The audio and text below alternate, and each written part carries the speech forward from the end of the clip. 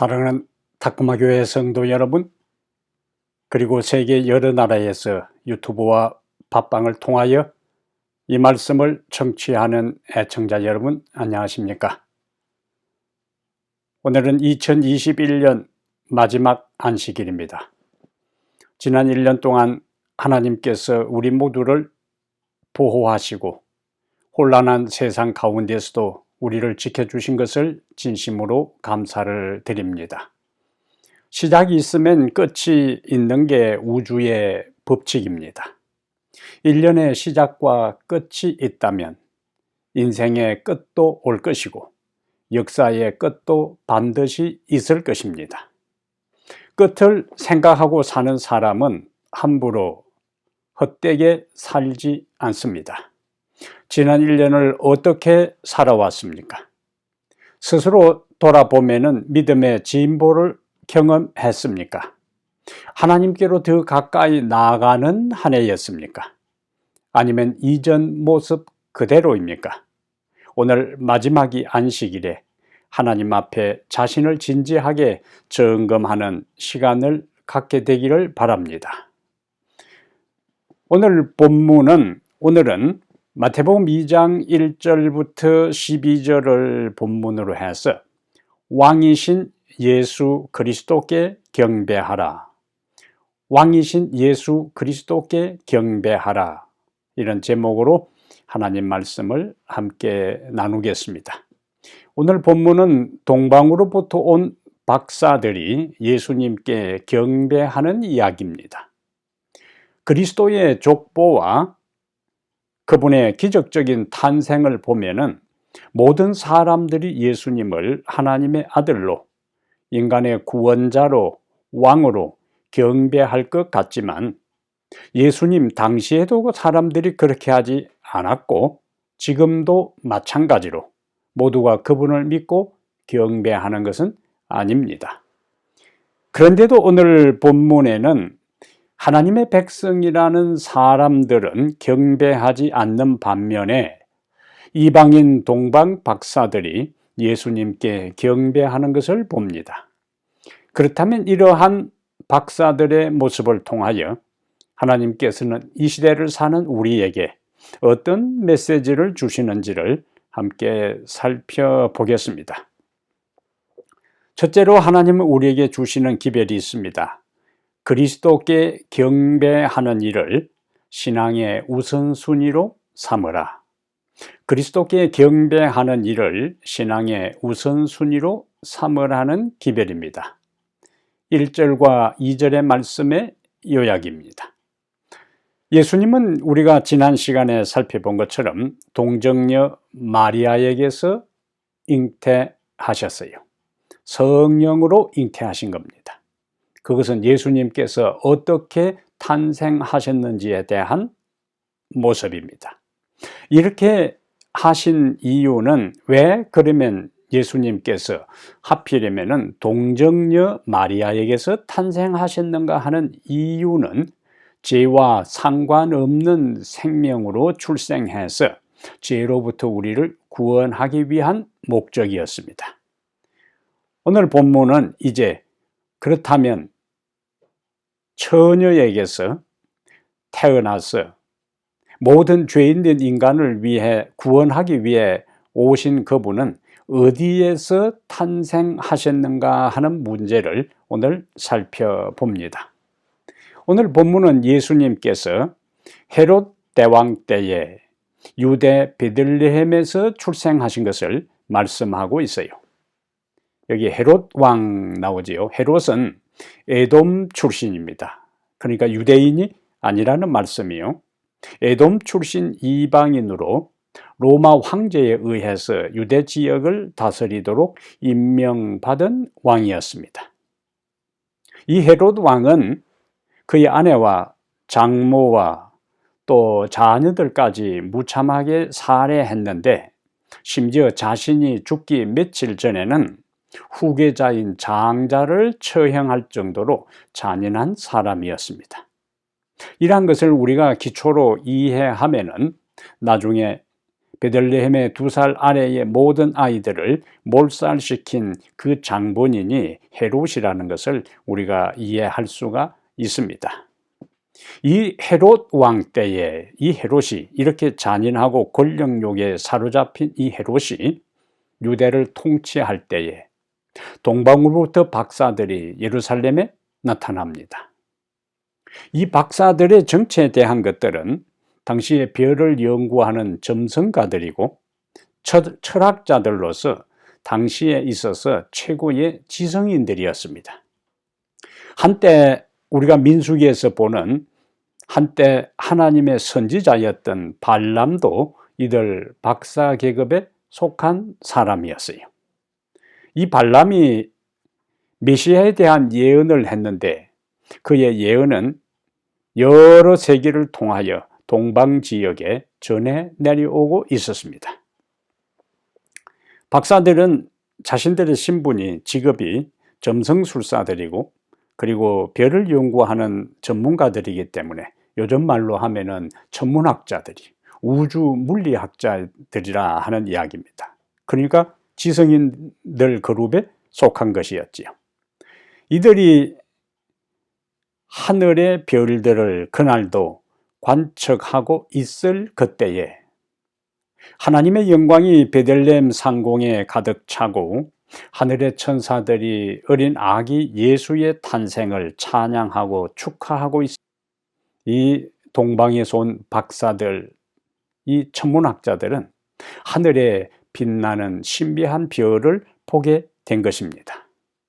그러자 그 동방 지역에 전해 내려오는 이야기대로 무언가 신비로운 별이 나타났다는 것은 상스러운 징조라고 생각하고 그대로부터 전해오는 두루마리를 그들이 연구하게 되는데 그것이 발람이 예언한 민수기 24장 17절의 예언이었습니다.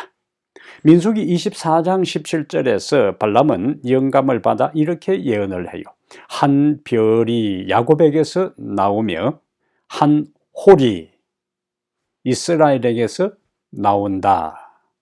이 박사들은 그들이 보았던 신비한 별이 바로 민수기 24장 17절에 그들의 선배격인 발람이 예언한 바로 그 별인 것으로 그들이 받아들이게 돼요. 그러자 하나님의 천사가 이 박사들에게 현몽하여 별을 따라 별의 주인공을 찾아가서 경배하라는 기별을 그들이 받게 됩니다. 그래서 이 박사들은 별의 인도를 받아야 되니까 낮에는 쉬고 밤이 되면은 그 별의 인도를 따라서 여행하기 시작했어요. 여기 동방을 전통적으로 학자들이 이해하는 대로 바벨론이나 페르시아로 이해한다면 우선 이제 페르시아를 동방으로 본다면 그 페르시아로부터 예루살렘까지는 약 1500km 정도 된다고 합니다. 1500km나 되는 이 머나먼 길을 그들이 이제 그 먼 길을 아기 예수께 경배하기 위해서 출발을 했는데 고대의 운송수단, 고대의 여행수단으로 얼마나 걸렸을까? 우리에게 짐작할 수 있는 근거는 에스라 7장 9절에 보면은 에스라가 예루살렘으로 귀환하는 일단의 무리와 함께 그 당시 바벨론을 떠나 예루살렘까지 오는데 에스라 7장 9절에 보면은 약 넉 달이 걸렸다고 기록하고 있어요. 그러면은 그 당시에는 상당히 많은 무리들이 이동을 했으니까 시간이 좀 많이 걸렸을 거예요. 그러나 그들은 아침 일찍, 낮에는 쉬고 또 밤에도 움직이고 했을 테니까 상당히 많은 무리들이 여행하는데 당시 바벨론부터 예루살렘까지 넉 달이 걸렸다면 소수의 박사들이라 할지라도 밤에만 별의 인도를 받기 위해서 여행했기 때문에 아마 넉 달이나 5달 정도 비슷하게 시간이 소요되었을 겁니다. 그러면 그들이 그 먼 길을 강을 건너고 사막을 가로지르고 그 황량한 들판을 위험한 강도와 맹수에 노출되는 그 모든 위험을 감수하고 왜 그들은 그 모든 것을 무릅쓰고 예루살렘까지 왔는가? 오늘 본문 마태복음 2장 2절에 보면은 유대인의 왕으로 나신 이가 어디 계시뇨? 우리가 그에게 견노라고 자신들이 왜 예루살렘의 왕을 찾아왔는지를 목적을 그들이 이야기를 해요. 그것은 왕에게 경배하기 위해서 온 것입니다. 그리고 그 목적대로 마태복음 2장 11절에 보면은 아기께 경배했다고 성경은 증언하고 있어요.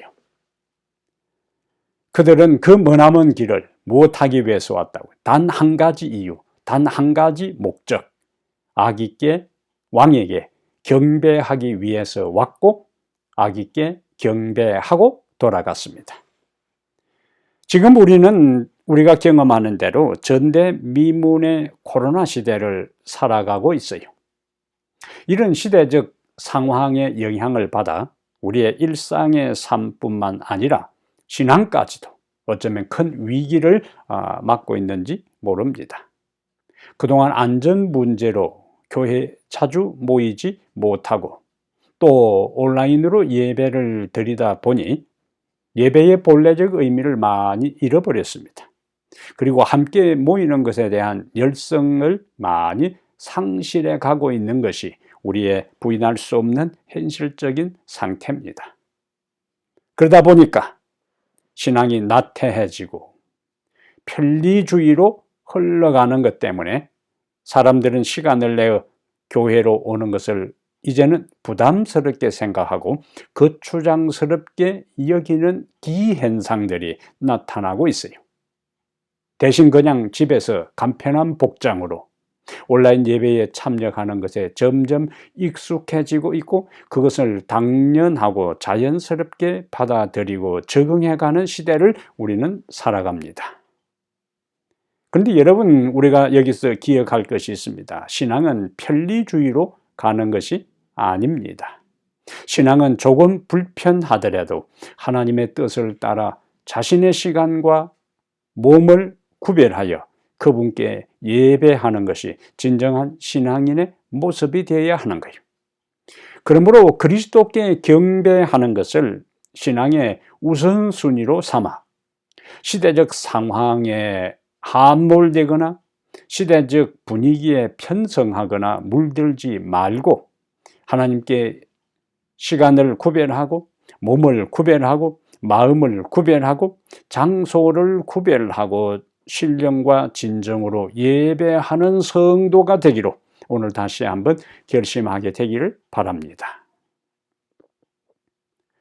두 번째, 하나님은 동방 박사들이 왕을 찾아온 이 스토리를 통해서 두 번째 메시지를 우리에게 주시는데요. 3절부터 8절에 대한 기별입니다. 3절부터 마태복음 2장 3절부터 8절에 진리를 아는 단계에서 진리를 따라 사는 것으로 나아가라. 진리를 단순히 아는 단계에서 진리를 따라 사는 것으로 나아가라.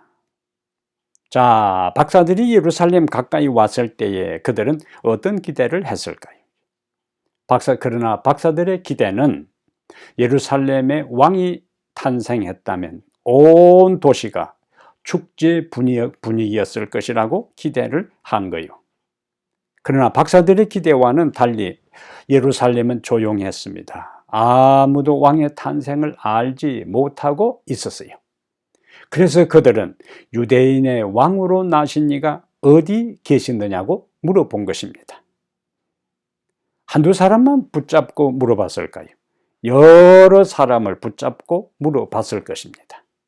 근데 여기에 우리가 하나 의문이 생기는 것은 왜 별이 바로 베들레헴으로 가지 않고 예루살렘까지 인도하고 잠깐 사라졌을까요? 그리고 박사들로 하여금 예루살렘에 사는 여러 사람들을 만나 유대인의 왕으로 나신 이가 어디 있느냐라는 질문을 던지게 했을까요? 그것은 하나님께서 하늘에서 보실 때에 인류를 구원하기 위한 하나님의 존귀한 아들이 사람의 몸을 쓰고 이 세상에 오셨는데 온 하늘은 그것을 기대하고 온 하늘은 그것을 찬양하고 온 하늘은 그것에 관심을 갖고 있는데 정작 더 관심을 갖고 더 찬양하고 온 세상에 알려야 될 하나님의 택한 백성들은 침묵 속에 알지도 못하고 관심을 갖지도 못하고 조용하게 지내고 있기 때문에 하나님께서 그 사실을 알리기 위해서 의도적으로 목적을 가지고 별들이 예루살렘에 와서 잠깐 멈추고 그 다음에 구체적으로 더 베들레헴으로 인도하지 않은 것으로 우리가 추리를 할 수가 있습니다. 자, 낯선 이방인들이 예루살렘에 와서 뜬금없이 유대인의 왕으로 나신 이가 어디 있느냐, 우리가 그분에게 경배하기 위해서 왔다고 했을 때에 즉시 그 소문이, 그 소식이 왕궁으로 보고가 됩니다. 자, 이렇게 될 때에 3절에 보면은 헤롯 왕과 온 예루살렘이 듣고 소동했다고 이야기하고 있어요. 여기 소동했다라는 단어는 혼란스러워하고 당황하고 근심하고 하는 이러한 모든 모습을 소동하고라는 단어로 표현을 했습니다. 당시 예루살렘 사람들은 로마의 식민 통치를 받고 있었어요. 로마의 식민 통치를 받는 것은 쉬운 일이 아니었습니다. 우리가 일제 36년에 식민 통치를 받을 때에 우리의 조상들이 얼마나 숱한 고생을 했습니까? 동일한 상황이 바로 유대인들이 경험하는 일들이었어요. 그러니까 그들의 삶이 힘들수록, 그들의 삶이 고생스럽고 고달플수록 그들은 아브라함과 이삭과 야곱과 그 이후에 여러 선자들 통하여 예언한 메시아를 그들은 기다리고 있었을 것입니다. 메시아가 오면은 우리의 모든 고생이 끝나고 메시아가 오면은 우리가 로마로부터 자유를 얻고 세계의 중심지가 되어서 하나님을 섬기고 행복한 태평성세를 누릴 것을 그들은 기대하고 있었을 것입니다. 그러나 막상 메시아가 왔다는 소식을 듣고 그들은 당황했어요. 그들은 혼란에 빠졌습니다. 왜 이랬을까요? 그들은 막연하게 메시아를 기다렸던 거예요.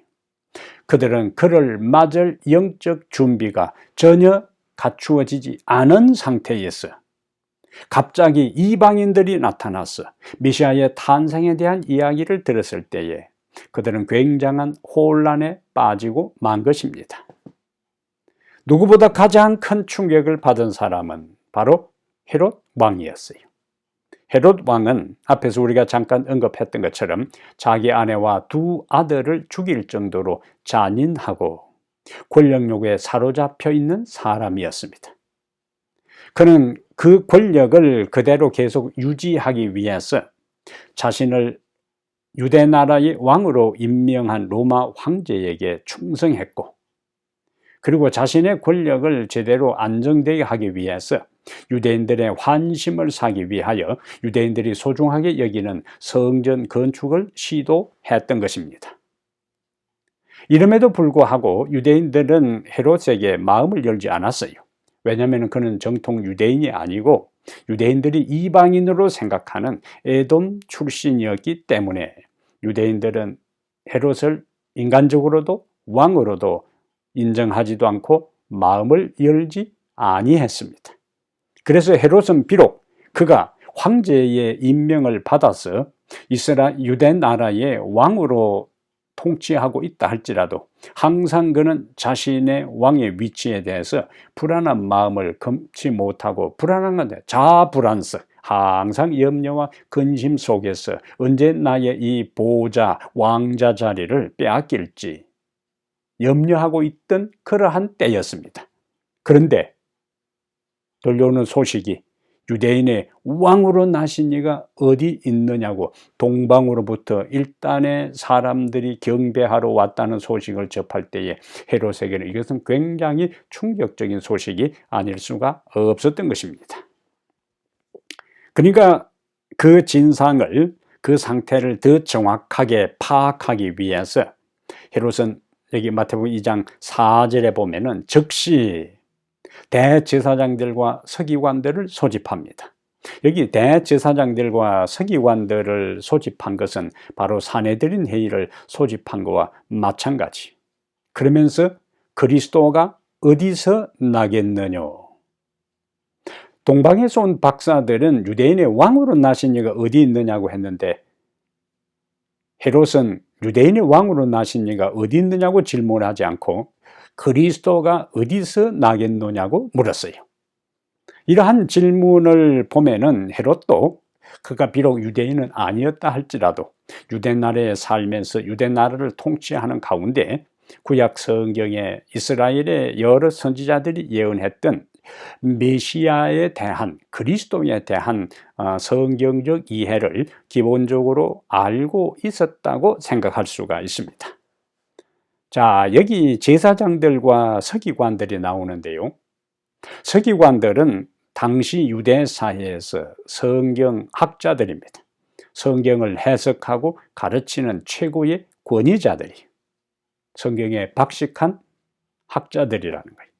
자, 헤롯이 그리스도가 어디서 나겠느냐라고 질문했을 때에 그들은 주저하지도 않고 헤롯의 질문에 대해 종교 지도자들은 바로 구약 성경 미가 5장 2절을 인용하면서 답변을 합니다. 마태복음 2장 5절과 6절에 보면은, 마태복음 2장 5절과 6절에 보면은 이르시되 유대 베들레헴이오니 이는 선지자로 이렇게 기록된 바, 또 유대 땅 베들레헴아 너는 유대 고을 중에서 가장 작지 아니하도다. 내게서 한 다스리는 자가 나와서 내 백성 이스라엘의 목자가 되리라 하였음이니이다. 서기관들은 그리스도가 어디서 태어날지를 정확하게 알고 있었습니다. 예수님은 후에 종교 지도자들에게 요한복음 5장 39절부터 40절에 이렇게 말씀을 하셨어요. 너희가 성경에서 영생을 얻는 줄 생각하고 성경을 연구하거니와 이 성경이 곧 내게 대하여 증언하는 것이라. 자, 그 다음 말씀이 중요한 거예요. 그러나 너희가 영생을 얻기 위하여 내게 오기를 원하지 아니하는도다. 제사장들과 서기관들과 바리새인들은 열심히 성경을 연구했어요. 그 성경에 영생이 있는 것으로 생각하고 성경을 부지런히 연구한 것입니다. 그러나 그 진리가 성경이 가르치는 진리의 본체이신 예수님께, 진정한 영생을 선물로 주실 예수님께 나와 그분을 자신의 구원자로, 인생의 주인으로 고백하고 자신들의 인생을 그분에게 맡기지 않았어요. 그들의 성경 지식은 삶과는 분리되어 있었습니다. 그들의 성경 지식은 그들의 실제적인 삶과 괴리되어 있었다는 거예요. 지도자들만 이런 것이 아닌 백성들도 성전에서 제사를 드렸습니다. 백성들도 회당에서 성경 예배를 드리고 성경을 배워 약속하신 메시아에 대한 지식을 유대인들은 다 갖고 있었어요. 하지만 종교 지도자들과 백성들은 예루살렘에서 불과 10km 남짓 떨어져 있는 베들레헴에 유대인의 왕, 그리고 미가 5장 2절에서 이야기하는 것처럼 메시아가 탄생하셨다는 소식을 듣고도 그 메시아를 찾아가지 않았습니다. 그 메시아를 찾아가서 경배하지 않았습니다. 그들은 메시아에 대한 지식은 있었어요. 그들은 메시아를 기다린다고 했습니다. 그러나 막상 메시아가 왔을 때는 무관심했어요. 그들의 진리에 대한 지식은 메시아에 대해서 아는 것이 전부였지, 성경을 연구하면서 아는 것이 전부였지, 그 깨달은 대로 순종과 실천으로 나아가지 않았습니다. 교회에 다니고 성경의 지식은 많아도 진정한 의미의 그리스도인이 아닌 사람이 있을 수 있습니다.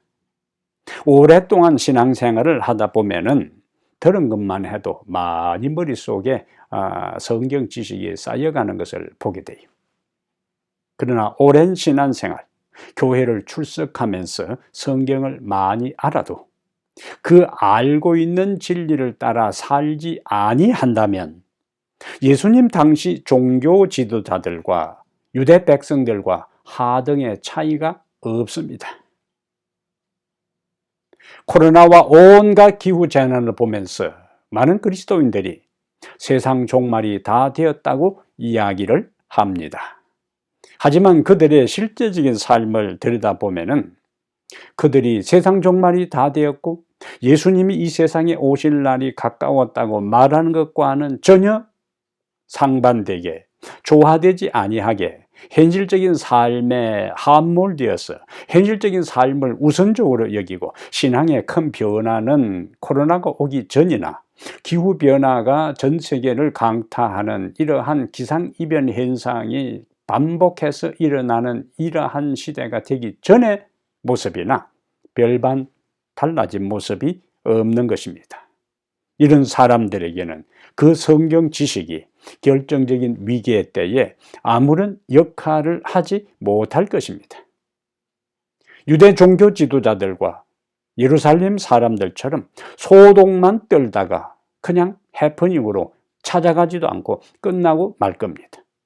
유대 종교 지도자들과 예루살렘 거민들은 한바탕 소동을 부리고 찾아가지 않아도 나중에 예수님께서 공중 사역을 하실 때에 그 예수를 받아들일 수 있는 기회라도 있었지만은 마지막 종말의 때에는 두 번 다시 기회가 오지 않는 것입니다.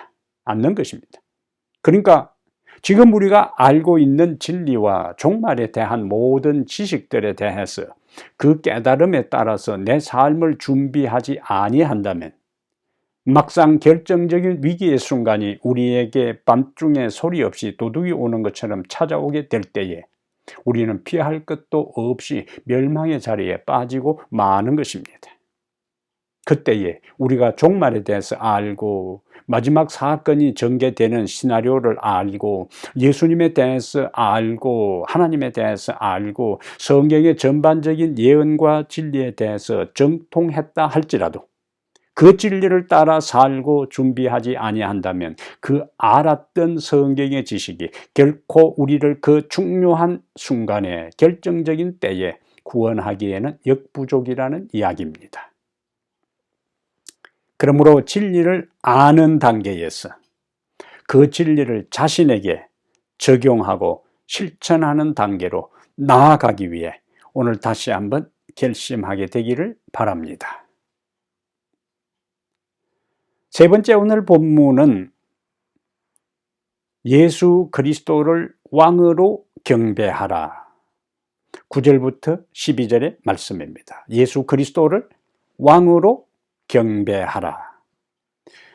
11절에 보면은 동방 박사들은 예수님이 머물고 있는 그 집에 오자마자 엎드려 아기께 경배합니다.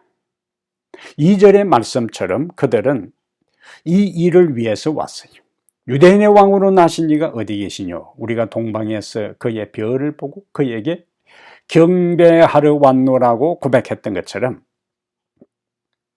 헤롯의 왕궁에서 나온 다음에 그들이 다시 별의 인도를 따라서 아기가 있는 곳으로 안내받았을 때에 그들은 제일 먼저 아기께 경배를 드려요. 마태복음 2장은 모든 초점이 아기께 맞추어져 있습니다. 헤롯이 관심을 가진 것도 예루살렘 사람이 관심을 가진 것도 그리고 동방 박사들의 관심도 오로지 아기 예수였어요. 그런데 성경은 동방 박사들이 찾아가서 마리아에게 경배했다고 말하지 않습니다. 아기께 경배했어요. 어린 아기께 경배했어요. 경배의 대상은 오직 예수 그리스도밖에 예수 그리스도뿐이라는 사실을 오늘 본문에서도 우리에게 명확하게 말씀해주고 있는 겁니다. 자, 박사들은 아기께 경배했을 뿐만 아니라 성경은 계속해서 그들이 보배함을 열어서 황금과 유향과 몰약을 선물로 드렸다고 말씀하고 있어요. 그들은 아기 예수께 와서 경배만 한 것이 아니고 보물함을 열었어 황금과 유향과 몰약을 아기 예수께 바친 것을 볼 수가 있습니다. 이 황금은요, 새 선물 다 고대의 귀족들이나 왕들에게 바치는 가장 귀중한 선물들을 대표하는데요. 황금은 예수님이 우주의 왕이 되신다는 것을 의미하고, 유향은 예수님이 하나님과 인간 사이를 중보하는 제사장임을 드러냅니다. 그 다음에 몰약은 장차 예수님이 십자가에서 인류를 위해서 돌아가실 것을 예표하는 것입니다. 그래서 박사들이 황금과 유향과 몰약을 예수님께 드렸다는 것은 그 선물을 드림으로 그리스도가 왕이요, 그리스도가 제사장이요, 그리스도가 장차 십자가에 돌아가신 인류의 구세주가 됨을 새 선물을 바침으로 그들의 신앙을 고백한 것입니다. 우리가 이해하는 예배는 드리는 거예요. 어떤 사람은 예배 보자 하는데 예배는 보는 게 아니에요. 예배는 드리는 것입니다. 최상의 것을 드리는 거예요. 최고의 것을 드리는 것입니다. 최선의 것을 그분께 드리는 것입니다. 그래서 역대상 16장 29절에서 이렇게 말씀을 합니다.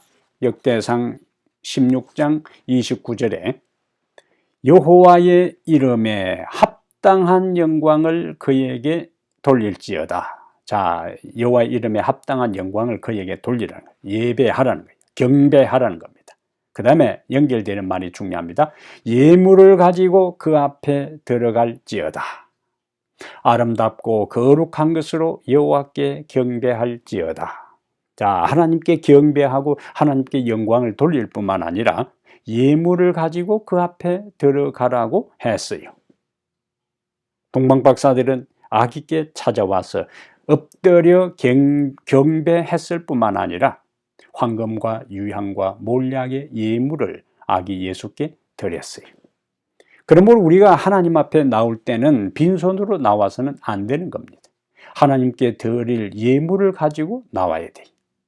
하나님께 드릴 가장 중요한 예물은 먼저 우리의 몸입니다. 우리의 삶이요, 우리의 마음입니다. 그래서 로마서 12장 1절에 그러므로 형제들아 내가 하나님의 모든 자비하심으로 너희를 권하노니 너희 몸을 하나님이 기뻐하시는 거룩한 산 제사로 예물로 드려라. 이는 너희의 드릴 영적 예배니라. 우리의 몸을 드린다는 것은 우리의 인생 전부를, 우리의 삶을 그분께 드리는 것을 의미해요. 그런데 여러분, 우리가 하나님께 드리기 전에, 자, 예배는 드리는 것이라 그랬어요. 가장 소중한 것을, 가치 있는 것을, 최상, 최고, 최선의 것을 하나님께 드리는 것인데, 우리가 그분에게 우리의 가장 최고, 최상, 최선의 것을 드리기 전에 하나님께서 먼저 귀한 아들 그리스도를 위해 우리에게 주셨습니다. 하나님께서 먼저 우리에게 주셨어요. 가장 귀한 것을, 가장 고귀한 존재, 하나님의 아들 예수 그리스도를 바로 우리를 죄 가운데서 구원하기 위해서 먼저 주신 것입니다. 그래서 우리는 예배를 통하여 하나님께서 먼저 가장 고귀한 아들을 우리를 위해 주셨기 때문에 우리는 예배를 통하여 이제 우리도 우리의 몸을, 우리의 마음을, 우리의 시간을, 그리고 우리의 물질을 그분에게 드리는 것입니다. 오늘 또 동방박사들이 예수님을 왕으로, 예수님을 제사장으로, 예수님을 구세주로 고백하는 의미로 황금과 유향과 몰약을 아기 예수께 드렸던 것처럼 우리에게 있어서 예수 그리스도는 왕이 되시고 예수 그리스도는 우리의 구세주가 되시고 예수 그리스도는 우리의 제사장이 됨을 오늘 예배를 통하여 진정으로 고백하는 참된 예배 시간이 되기를 바랍니다.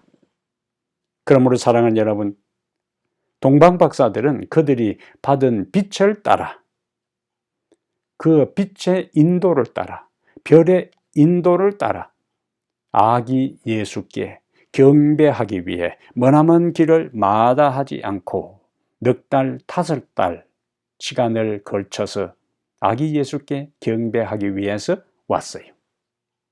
하지만 종교 지도자들과 예루살렘 백성들은 메시아가 탄생하셨다는 소식을 듣고도 10km만 찾아가면 아기 예수를 만날 수 있음에도 불구하고 성경은 그들이 종교 지도자들이나 일반 백성들이 동방박사를 따라 아기 예수께 경배하러 갔다는 기록을 남기지 않습니다.